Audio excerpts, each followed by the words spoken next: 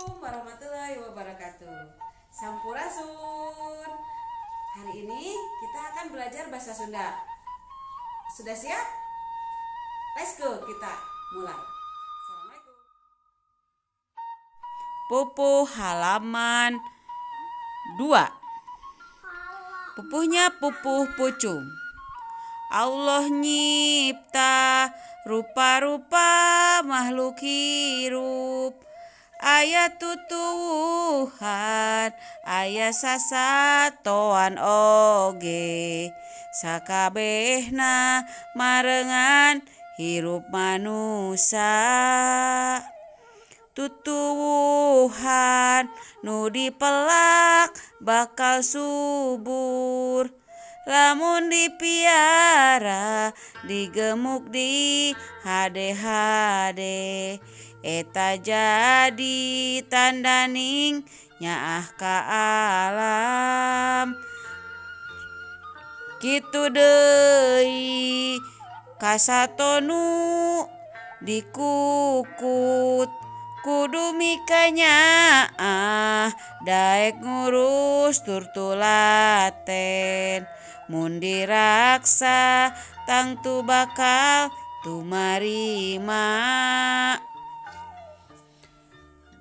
Pupuh halaman 4. Diburuan nu jadi apotek hirup. Ngahaja miara pepelaka nu kapake. Keur ngariksa tur ngarawat kasehatan. Prak pelakeun binahong rejeng cangkudu. Sereh nu ngarambat laja koneng cikur jahe. Sangkan gampang lamun butuh pikeun ubar. Setelah kalian mendengarkan tadi pupuh yang dibacakan sama Bu Eli dan dinyanyikan, nah sekarang kita akan belajar tentang isi dari pupuh. Isi dari pupuh itu adalah yang kita pelajari hari ini adalah pupuh, namanya pupuh pucung.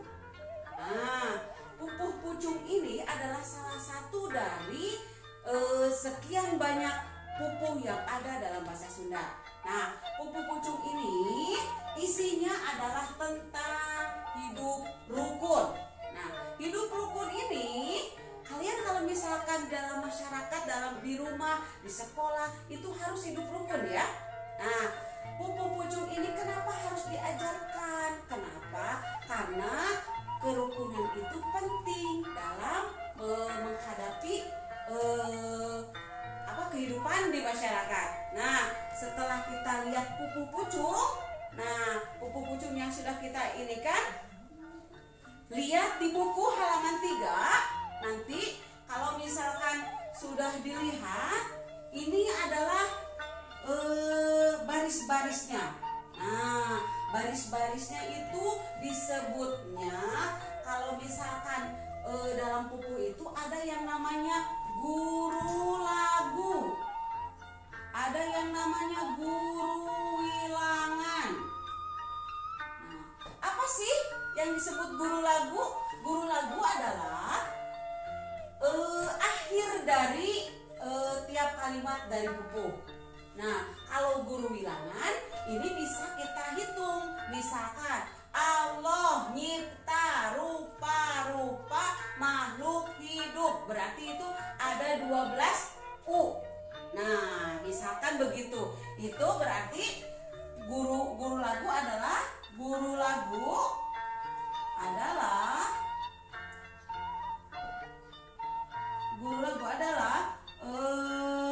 bunyi terakhir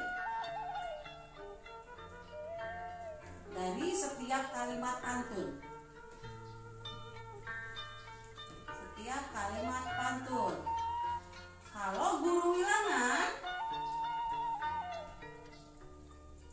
adalah itu jumlah suku kata dari kalimat pantun. Nah, sudah bisa mengenai guru lagu dan guru wilangan? Kita coba. Misalkan bait kedua, ini ada ayat tutumuhan, berarti ayat tutumuhan, berarti itu 7A. Itu guru lagu dan guru wilangannya. Sudah mengerti? Sip. Nanti kita belajar. Nah, setelah mengetahui guru lagu dan guru wilangan, kita akan cari tahu cara mengisi atau cara mengetahui dari isi dari pantun. Isi dari pantun itu adalah isinya dari ini tentang apa? Misalnya Allah nyipta rupa-rupa makhluk hidup. Artinya apa dalam bahasa Indonesia? Allah menciptakan berbagai macam makhluk hidup. Nah, ayat tutuhan artinya apa? Ada tumbuhan. Ayat sasatoan berarti ada hewan. Sasatoan itu bahasa Sunda, bahasa Indonesianya adalah hewan. Sakabehna marengan hirup manusia, semuanya berbaur dengan manusia. Kemudian tutuwuhan dipelak bakal subur. Tanaman itu kalau ditanam akan subur. Lamun dipiara, digemuk, dihade-hade, dipiara itu dipelihara, digemuk itu dipupuk.